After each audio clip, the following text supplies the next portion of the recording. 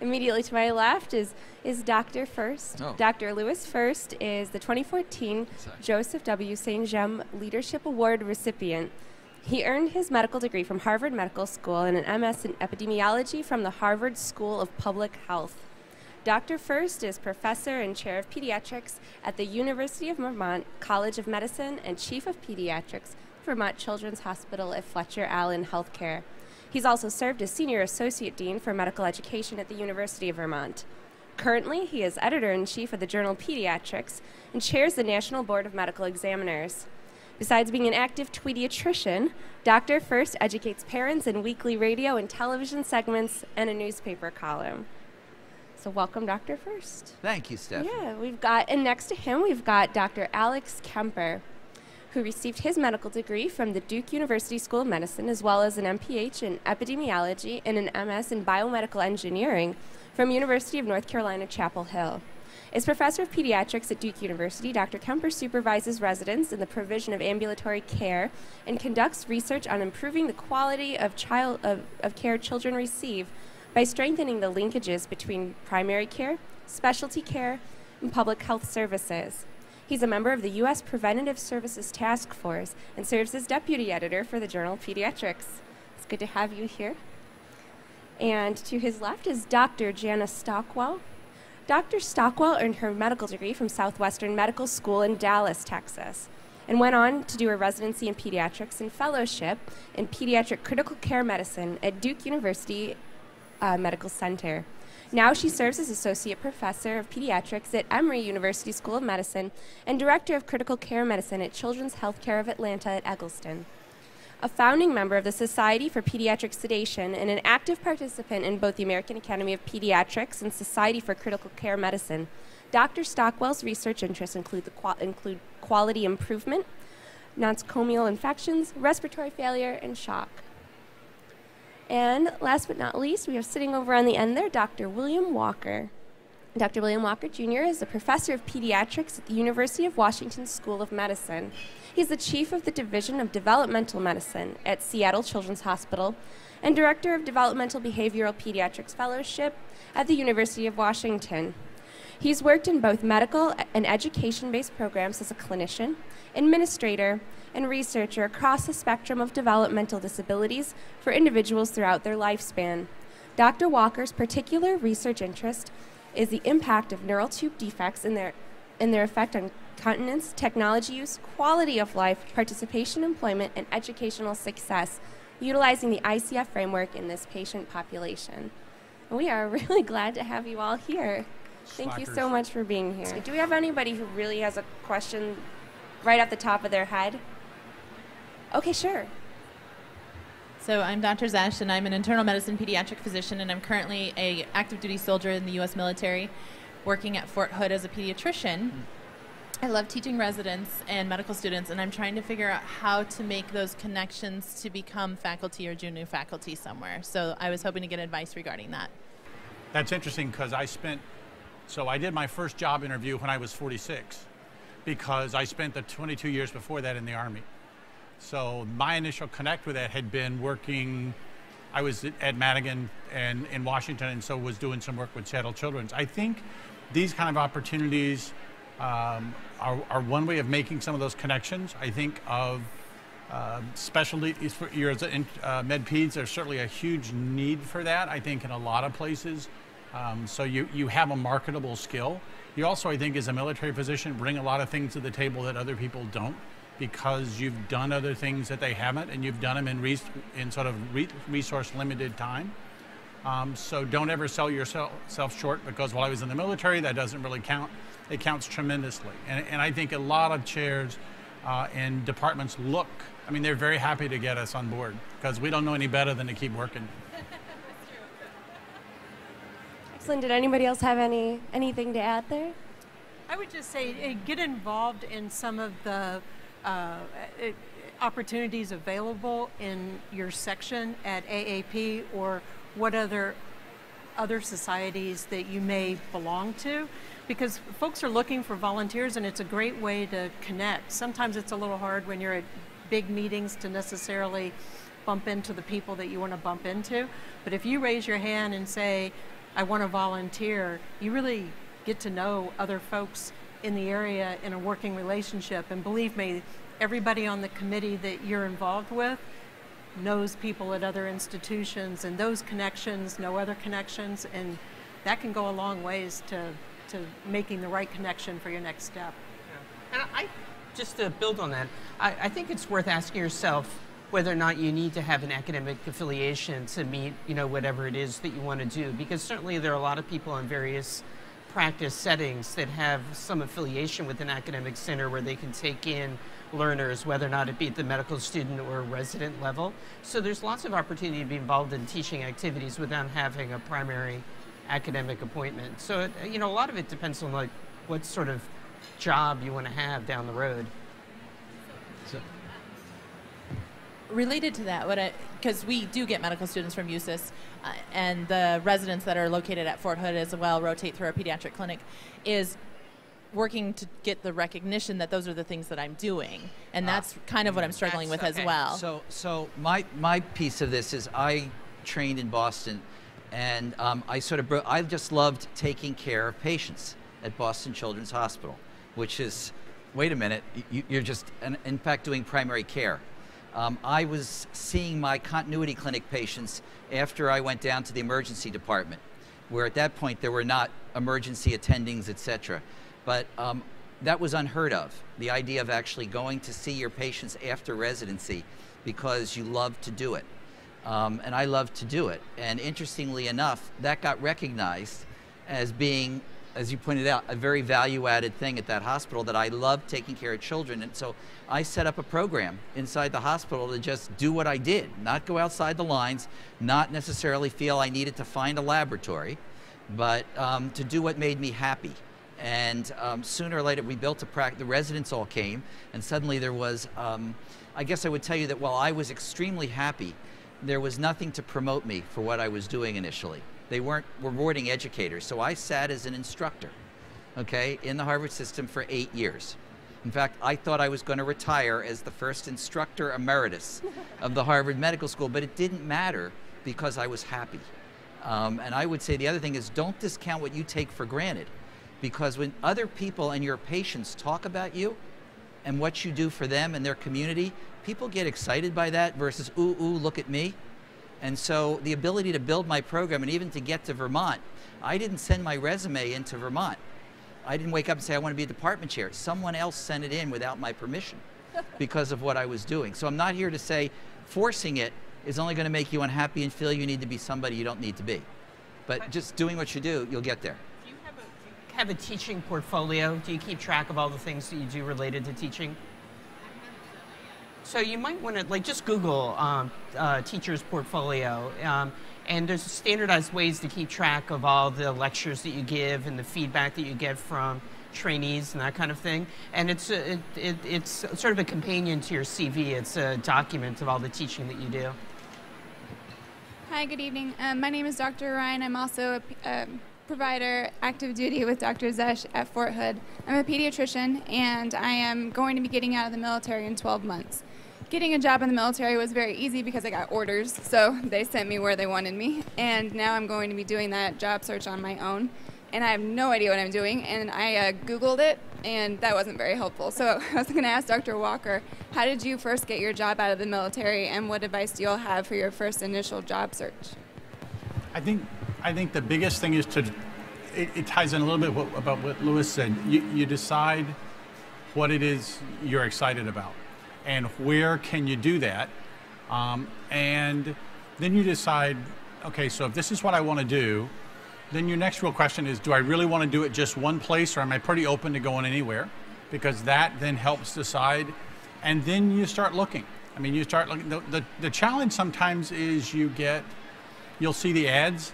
Ads may or may not be helpful. So often, people have called me and said, "Gee, there are things available or not available." So that's not a problem. I think you find the biggest problem is trying to decide after the job what it is you want to do, because you're not going to be very happy that way. So I think trying to define what it is you want and then looking for that. Also, I think recognizing that and it took me a while to get to this point, the first job you take may not be the job that you're going to be in for the next 25 or 30 years. And that's okay, because you're going to get something out of that first job that says, okay, this is where I'm at, this is what I want to do. And just like another set of orders, sometimes they pack up your house and you go someplace else.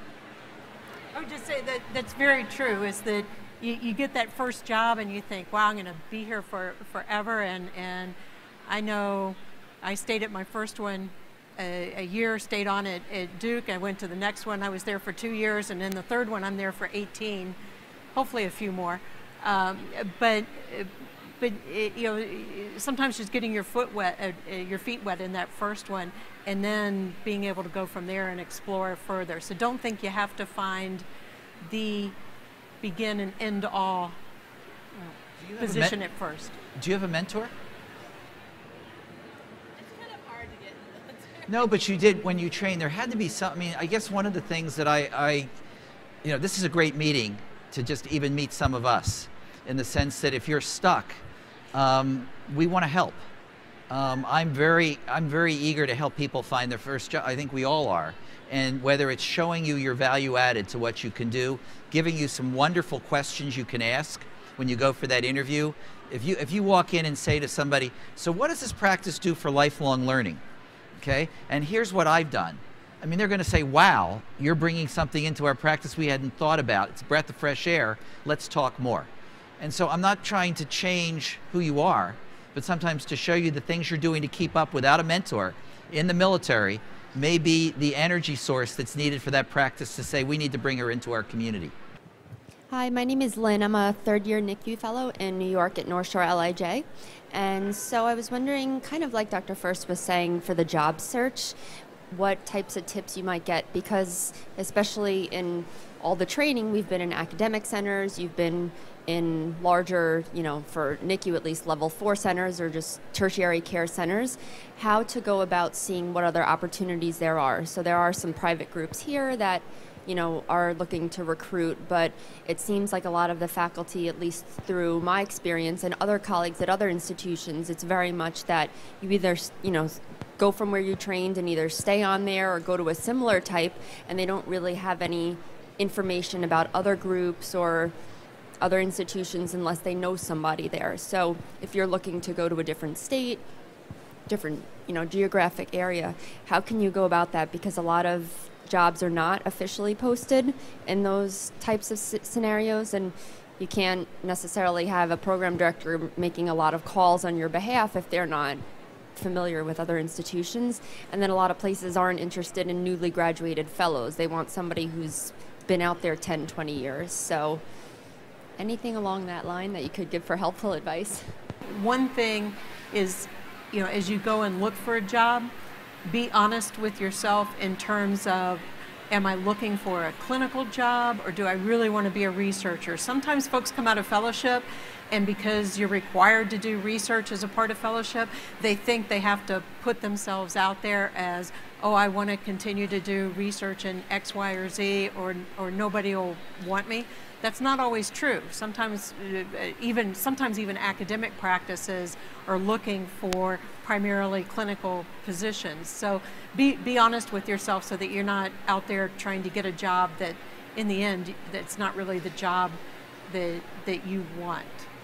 The consensus is a lot of people kind of want you to go and stay in academics, especially if you've been productive in research and had other types of successes. And if it's somewhere outside of, like I'm from New York, a lot of people choose to stay in New York. Mm-hmm. So they have a lot of their connections in that geographic region. So unless they know of maybe one person in this state or one in that state, they don't have those types of networking connections. So I'm going to say department chairs do. And that's why even if you don't know them, we love to do this. And coming to say, we connect with all states, and it's our job to take care of our trainees and get them to where, I'm in Vermont. And it has been so critical to get to know who's in San Diego, who's in Nebraska, etc., that I find, even though I'm not a neonatologist, at least opening the doors to say, I have a wonderful person who I may get to know in 1 or 2 meetings, and do that kind of legwork to at least tell you what I've learned. Doesn't have to be a neonatology to then connect it if your division chief can't do that.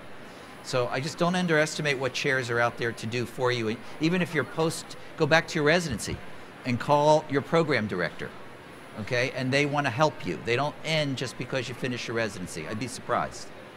Although, you know, it can be intimidating, though, to go and see your No. chair.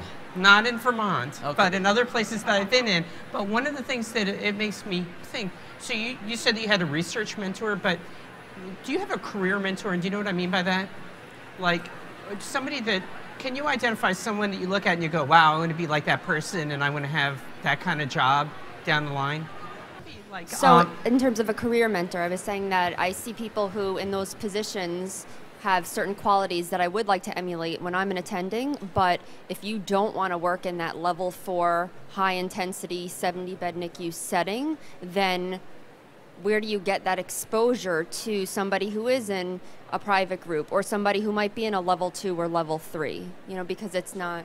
You know, one thing you might want to do too is look at your state chapter of the academy and see if there's any neonatologist there that's really kind of doing the stuff that you want to do, and get to know that person and find out how it was that they navigated things. Because I think that having a career mentor, I mean, it's, you know, you're not marrying this person, they can change over time, but you know, having someone to start off with is really, really helpful. And even starting off with an email and then saying, I'd like to just chat with you on the phone just to get some career advice. It doesn't lock them into some kind of long-term relationship, but you'd be surprised at how many people are more than willing to pick up the phone and just chat with you. People are really flattered, you know? Yeah. So don't be afraid of approaching people. So I wanted to put a plug in really quick before my question, and for the section on medical students, residents, and fellowship trainees, we're starting a mentorship program where we'll connect you with someone nationally who's doing something similar to you. So I encourage you, there's a booth that's here in the fair that's working on that specifically, and it's connecting to people in other parts of the country as well. So we can go find mentors there. Yes, you can find one too, yeah. So my question is that all of you are involved in a lot of things besides what you do clinically, and I hope to do the same. I'd like to continue work around public health, use my MPH. I'd like to be able to do writing, and I am struggling with how I'm going to be able to sell that to a place that I go to work to. This is financially appealing to them, and they're going to get some financial benefit for them, and so that they can ensure I have time set apart for that, so I can actually get that in my contract as I go to look forward for that. So I'm just wondering, when you were doing that, how did you negotiate that to ensure that you had extra time available to do some of these other things besides the clinical work? Bill, you want to start? I didn't do it well. How's that? I think that, and I think that's real important, because you're your most powerful when you're at least looking, and especially if you do something that people want. If you're really good at what you do, that's your most powerful time in terms of negotiating with a chair or a division head, because that is like, well, we really want you to come here. I think trying to define, well, I want time, the line I hear all the time is, I want time to do research. And then I say, well, so what are you interested in? Well, I thought I'd like to do some of this or that. Well, have you done any of that kind of work before? Well, no, but I think it would really be a good thing to do. That's gonna stop that conversation. So being able to format or to describe what you're already doing in terms of what you want to do. So, and research is not, you know, there's people who go deal with the lab rats, and I've got one in my whole division, thank goodness. But the rest of the stuff, the research things are going to come out of your clinical work. What you write about or what you get involved with is going to come from seeing patients. And if you bring that enthusiasm about seeing patients, and if you can tie the other things you want to do into providing exceptional quality clinical care, then that's a package that somebody says, well, this guy's going to do these kind of things. I want to make sure this person has these opportunities to do this as well. And I think a lot of, in academic settings, we have an obligation to bring people on and not eat our young. So if they're going to come on, we have to make sure they have time to do these other things, that they are going to get promoted or they are going to get recognized, you know, for the work they do. And you know, the comments about mentors or career advisors, somebody who's been there and done that, and is really in your particular specialty becomes really important. But you're in a very unique position when you first start that, but frame it in terms of what you've done, and frame it in terms of how you relate it to what it is they want. If they want a researcher and you can frame it that way, great. If they want somebody who's going to provide exceptional clinical care, then you frame all those other things within that package. Yeah, I mean, when we hire someone, you know, who's interested in doing this kind of thing, it's about what they want to do. So, you know, like it never looks good when I'm negotiating with someone and they say they want protected time, because I'm like, protected from what? You know what I mean? But if somebody comes in with a particular vision of what they want to do, and oftentimes it's not really the protected time that people really need to be successful, but as I refer to it, there's OPT and OPM, which people forget to negotiate for, which is other people's time and other people's money, right? So you need some resources to be able to get things going, but you have to be very specific and have a plan for what you want to do. But if you go in, I think this is what you were saying too, that, you know, being vague and not specific, then it's not going to fly very well, especially with how resource-strapped many institutions are right now. And I guess as a department chair, if you come to me, I always start, my first question is always, what's your ideal job? Because I can begin to then shape it with you. Once I know what your passion is, I start thinking, how can we figure out ways to protect your time? Where are their grants? Where are their programs? Where are their publications? What would bring, even if we're not going to pay for your time, it might bring recognition to our department to have you being the leader of the section for the academy, okay? And so that's something we don't have. We need somebody with a national connector, so I'm willing to commit department funds to allow you to get out there as long as you're looking for opportunities to bring it back and make our department shine. So it's a partnership. You're not just there selling. You're telling me what your ideal job is, and if that person says, well, that's good luck to you, then you know it's not going to be a fit. But it should be a two-way piece, starting with what would make you happy. And that's where you need that person sort of helping to guide you see things. Those jobs exist. I really believe it. Okay, I sit in a very rural area, but I watch what happens to our trainees and where they go all over the country. But they come out with the sense of where they want to go, and we're helping them to get there. And I don't believe that's unique to our state. I believe that's what all of us are there to do in a partnership, not because you're out there on your own. And the AAP offers lots of ways to fix this problem. So just call Alex. Fixes my problems all the time. So right, he sends everything south. Yeah. Excellent. I see we have one more. We have time for one more fairly quick question, and then we can wrap it up. Yeah. So here, let me pass this over. My name is Daniel Vijay. I'm the Associate DME and also work with Community Pediatrics in A&M affiliates, really. See, we are losing one of our good community pediatricians who are teaching. And to recruit a community pediatrician who's willing to teach is difficult in a community of a smaller size, 300,000. So, and education was, how can we, is there a way, in universities, you know, education, research, and clinical, you have package. Whereas in the community and education, what we try to do is get just to give a token, not faculty development, CME, clinical professor, those are all good, but giving some kind of token for time, that really improved. Is there any other sources that AAP that are available to train and recruit more of in the physician workforce? There are catch grants. There's, I mean, hopefully the practice that's hiring, that person should come with faculty development. That person should come saying they're a lifeline to sustaining that practice in the community. When our people go out into rural areas, our pediatricians throughout a rural state are very interested in taking all trainees because that's their lifeline. Not showing them what they do and then exciting them about that community is an investment in that community and setting up a medical home. So I'm surprised that nobody wants to teach, because then they're living in the now, not the future. And that's a problem.